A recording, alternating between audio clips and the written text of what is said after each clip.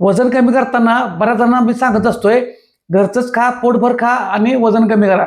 मी बघा आता काय करायला, मी एक वाटका दूध घेतलंय, म्हणजे एक ग्लास झाला थोडक्यात, एक वाटका दूध घेतलंय, त्यात तूप घेतलंय आणि थोडीशी साखर पण घेतल्या बरं मी. आता ह्याच्याबरोबर बाजरीची भाकरी घेतल्या, ही जवसा चटणी घेतल्या आणि दुधी भोपळ्याची भाजी घेतल्या.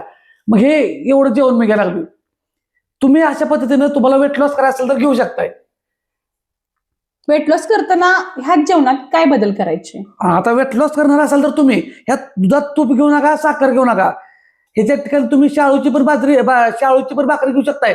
मला बाजरीची भाकरी आवडतं म्हणून मी घेतल्या. हायब्रिड पण चालेल. हायब्रिड पण चालेल. आता हे भोपळा आहे, त्या भोपळ्यामध्ये फक्त चटणी ह्याचं शेंगदाण्याचं कूट प्रमाण कमीत कमी किंवा नाही घातलं तर चालेल. मग वेट लॉसला तुम्ही अशा पद्धतीने वापरू शकताय.